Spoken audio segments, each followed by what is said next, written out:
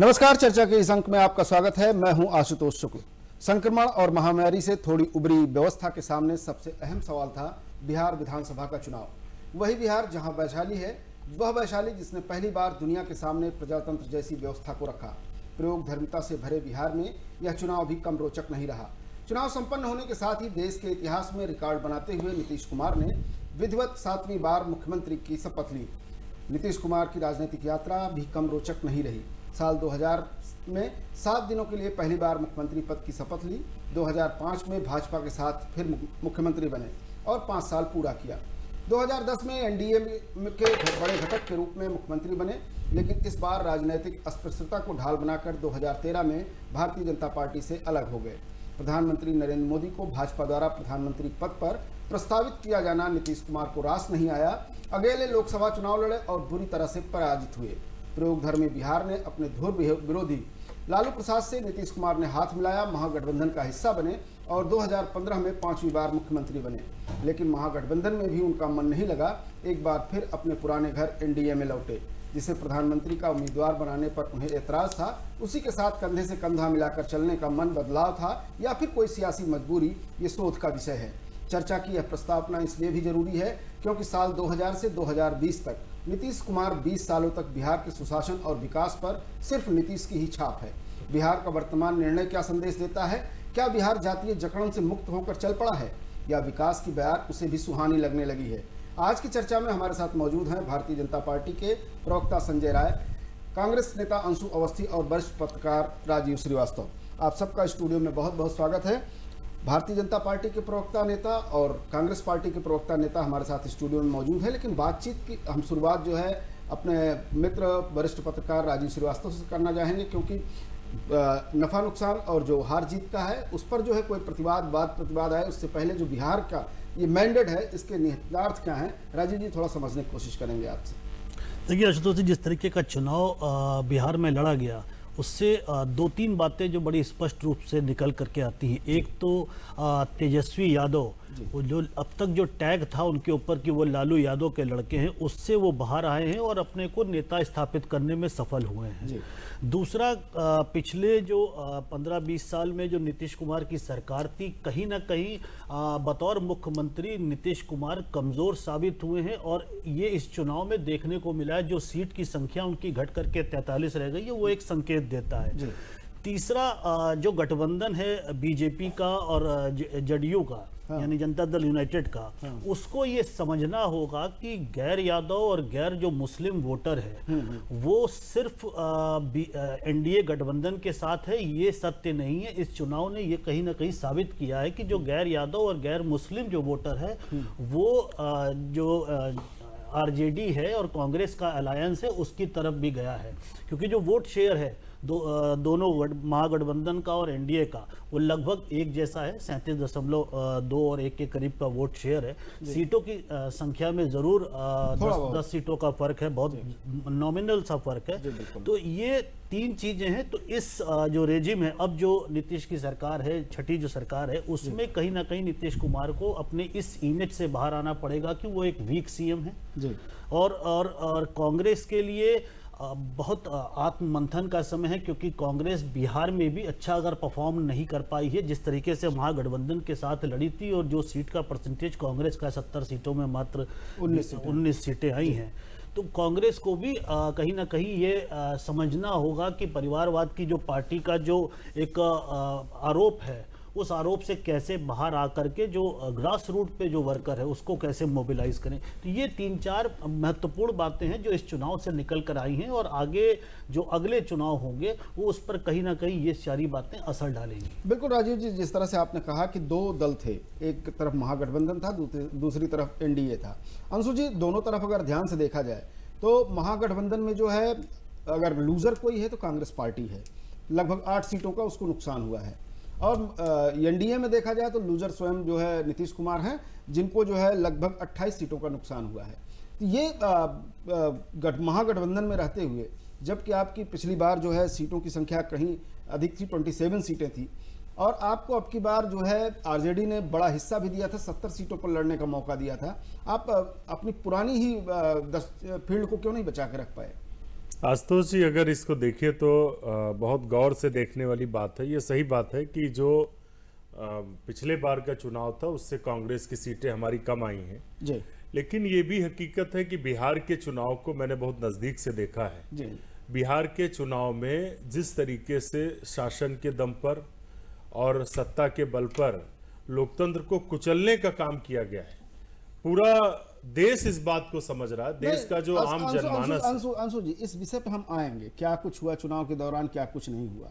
लेकिन जिस समीकरण के तहत केवल आपको ही उसने नहीं कुचला, आखिर आरजेडी को क्या हो गया, वो 75 सीटों पास पाई, जबकि आप साथ में थे तो आप 8 सीटें लूज कर गए, 19 पे ही रह गए। न मैं वहीं पे आ रहा हूँ जी। जिस तरीके से वहाँ की पूरी जो मशीनरी थी, जो सरकारी मशीनरी थी, वो चुनाव में किस तरीके से दुरुपयोग हो रहा था उसका, ये सभी ने देखा है। और देश के प्रत्येक जनमानस में ये बात कंठस्थ हो गई है, ये बात घर कर गई है कि वहाँ का जो एनडीए गठबंधन था, जो भारतीय जनता पार्टी का नीतीश कुमार का गठबंधन था, उन्होंने लोकतंत्र को रौंदा है। क्योंकि लगातार जिस तरीके से नीतीश कुमार की जो रैलियां होती थी जी, उसमें लोग विरोध प्रदर्शन रैलियों में आकर करते थे। नहीं तो बहुत नीतीश कुमार को भी नुकसान हुआ है, 28 सीटें उसकी गई हैं। मैं इसीलिए कह रहा आप जिस ओर इशारा हूं कर रहे हैं, लगातार, चाहे वो एनडीए के कोई भी नेता और अगर शासन जो है पक्ष में था नीतीश कुमार के, तो ये 28 सीटें क्यों हारते, क्यों लूज करते? एनडीए का कोई भी नेता हो, लोग उनको सुनने नहीं आ रहे थे, उनकी रैलियों में भीड़ कम हो रही थी। और दूसरी तरफ जो महागठबंधन के नेता जा रहे थे, चाहे श्री राहुल गांधी जी गए हों या तेजस्वी यादव की जो सभाएं होती थी, वो एक दिन में 16-16, 19-19 सभाएं करते थे। तो लगातार जो लोगों का जनसमर्थन था, जो जनता जनार्दन का, वो महागठबंधन को था। लेकिन जिस तरीके से भारतीय जनता पार्टी ने लोकतंत्र को कमजोर करने की कोशिश की, अभी आप आशुतोष जी, इसलिए मैं ये बात कह रहा हूं, हमने अभी ये निर्णय लिया है कि कांग्रेस पार्टी सहित जो महागठबंधन के हमारे विधायक हैं, जो जिनका जीत और हार का अंतर 1000 के अंतर है, मैं आऊंगा संजय, जब निर्वाचन आयोग नहीं सुन रहा उस चीज को, तो हम न्यायालय जा रहे हैं। हम कोशिश करेंगे कि रिकाउंटिंग हो। हमें भारत की न्यायपालिका पर, भारत के संविधान पर भरोसा है। और ये सरकार बहुत दिन चलने वाली नहीं है। मैं आपको जिम्मेदारी से कहता हूं कि ये सरकार सिर्फ दिनों और महीनों की मेहमान है, थोड़ा धैर्य रखें, चलने वाली सरकार नहीं है। बिल्कुल, थोड़ा धैर्य रखें। बाबू ने जो ये कृत्य किए हैं प्रधानमंत्री जी, अंशु जी थोड़ा सा धैर्य रखें, थोड़ा सा, सरकार चलने वाली नहीं है। अंशु जी थोड़ा सा धैर्य रखें। मैं संजय जी से आपकी सारी बातों का जवाब लूंगा, लेकिन राजीव जी एक छोटा सा कमेंट मैं चाहता हूं कि कांग्रेस जो आर्गुमेंट दे रही है, क्या इसकी सेहत के लिए ठीक है? मैं यही बात सोच रहा था जब अंशु जी ये बात कह रहे थे।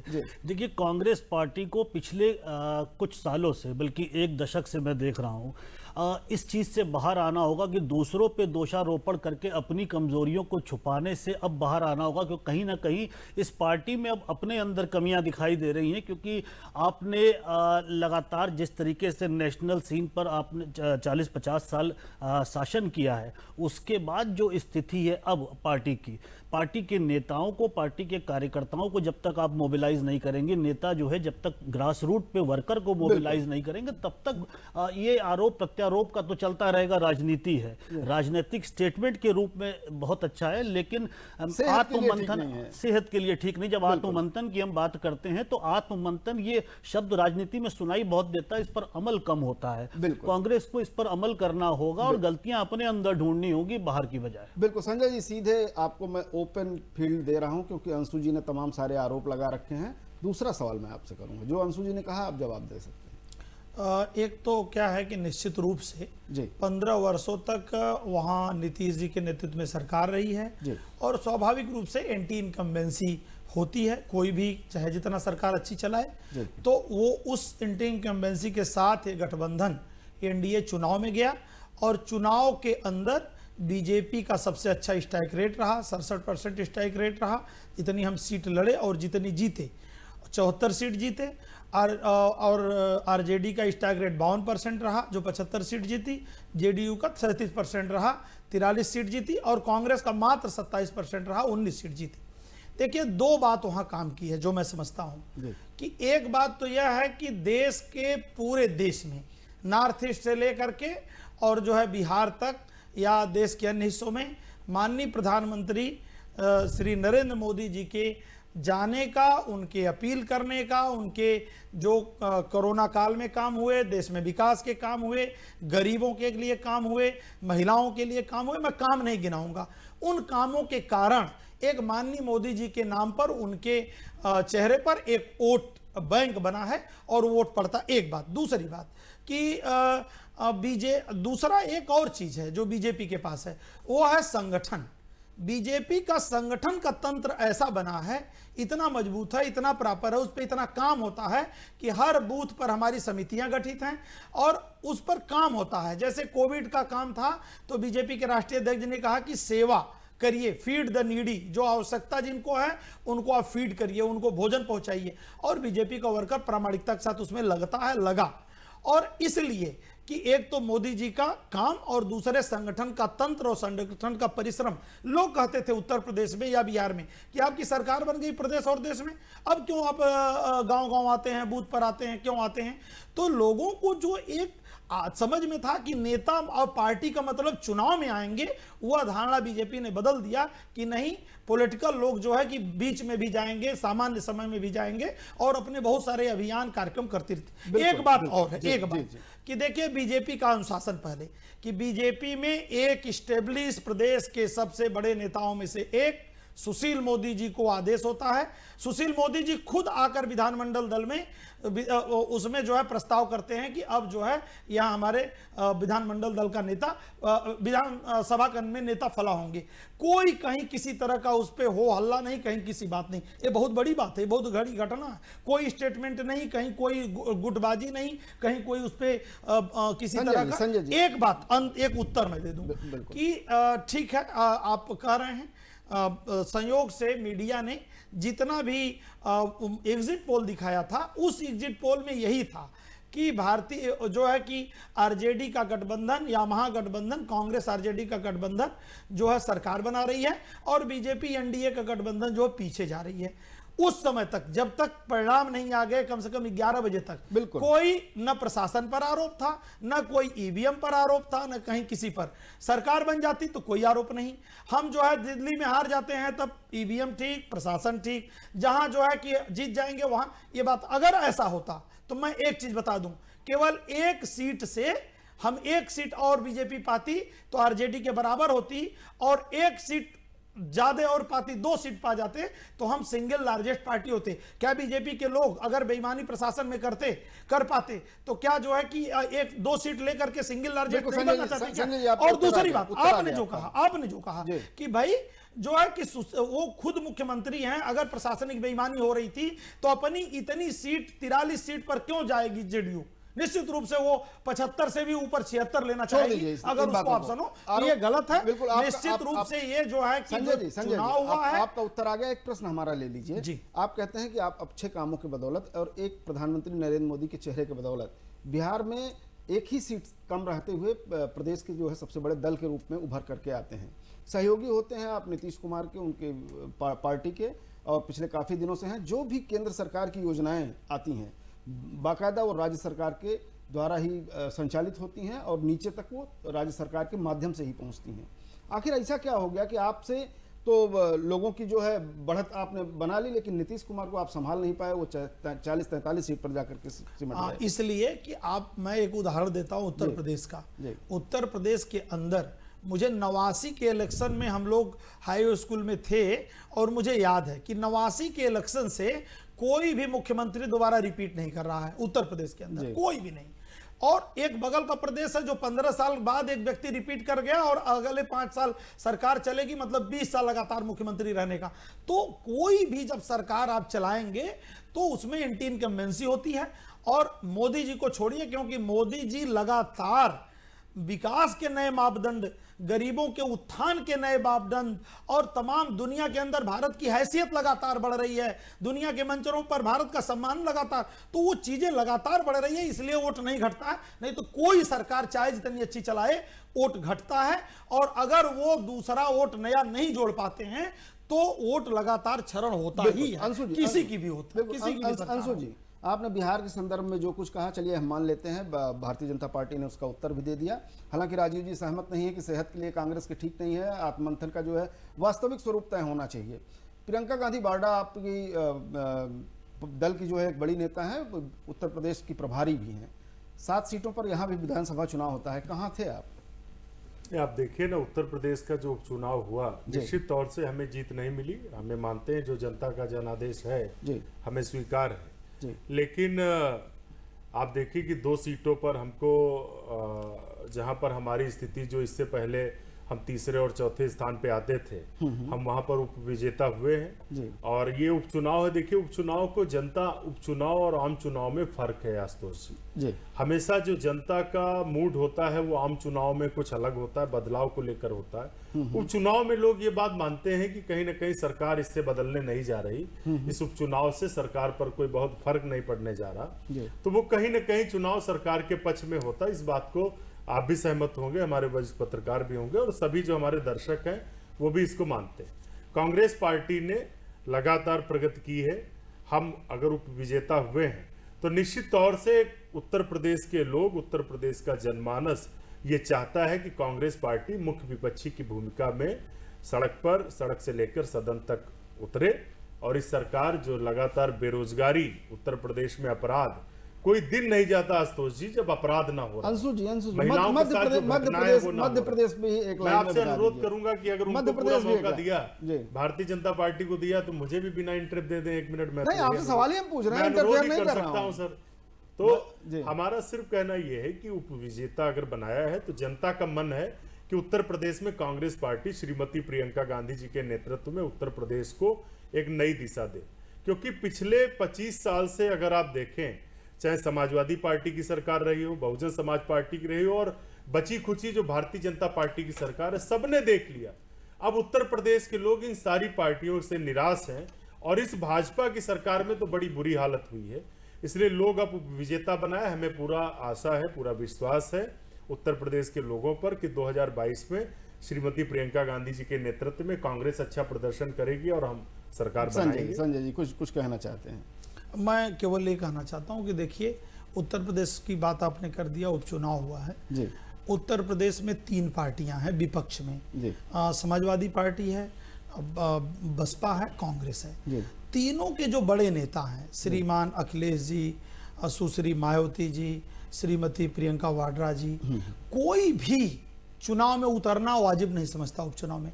और भाजपा में क्या हुआ, हमारे माननीय प्रदेश अध्यक्ष श्री स्वतंत्र देव जी, हमारे माननीय महामंत्री संगठन श्री सुनील बंसल जी, ये लोग 3-3 बार गए हैं चुनाव के बीच में। और माननीय मुख्यमंत्री जी चुनाव की घोषणा से पहले से लेकर चुनाव तक 3-3 बार गए हैं। तो हमारे मुख्यमंत्री भी उस चुनाव में जाना उचित समझते हैं, वहां बैठक करना, सभा करना उचित समझते हैं, और विपक्ष के लोग ट्विटर पर केवल अपील करना उचित समझते हैं। तो उसका परिणाम आएगा। अब ट्विटर से अब लोग, आप ये समझिए कि लोगों को लोग अपने बीच में चाहते हैं। माने श्रीमान राहुल गांधी जी का अमेठी से चुनाव हारना ये बहुत बड़ी घटना है, छोटी घटना नहीं है। और इसका कारण यही है, पश्चिम उत्तर प्रदेश में लोगों ने अजीत सिंह से कहा कि भाई चौधरी साहब, हमको उस चौधरी को वोट देना जिसका मोबाइल नंबर हमारे पास होगा और हम फोन करें जो उठाए। तो लोगों को उपलब्धता चाहिए। और भाजपा के कोई बड़े से बड़े नेता, मुख्यमंत्री भी लोगों के बीच जाते हैं, उनकी बैठक करते हैं, उनसे समस्या सुनते हैं, अपील करते हैं। और विपक्ष के लोगों पर मेरा आरोप है कि केवल ऐसी कमरे में बैठकर पूरे उपचुनाव में ट्विटर खेल, बिल्कुल राजीव, इसलिए परिणाम 2-3 अंशु मैं आता हूं, थोड़ा सा इस पर गंभीर बात भी आ जाने दीजिए।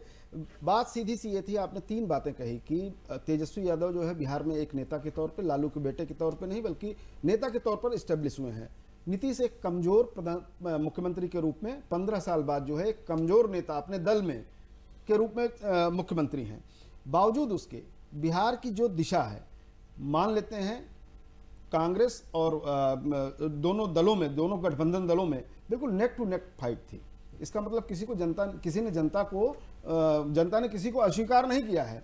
बात यह है सिर्फ कुछ संख्या बल से जो है, हो सकता है कि सरकार इनकी बनी, उनकी भी बन सकती थी। बिहार जाता हुआ किधर दिखाई देता है, जातीय जकड़न से मुक्त होता दिखाई देता है, विकास की बयार को देखना चाहता है। क्या लगता है आपको? देखिए एक चीज़ आशुतोष जी मैंने शुरू में कही कि जो वोटिंग परसेंटेज है अगर उसको देखेंगे तो उससे आप बहुत कुछ ये नहीं कह सकते कि ये पार्टी या ये गठबंधन जीत गया और ये गठबंधन हार गया, क्योंकि लगभग वोटिंग परसेंटेज 37.2 और 1 का रहा है दोनों गठबंधन में और एनडीए में।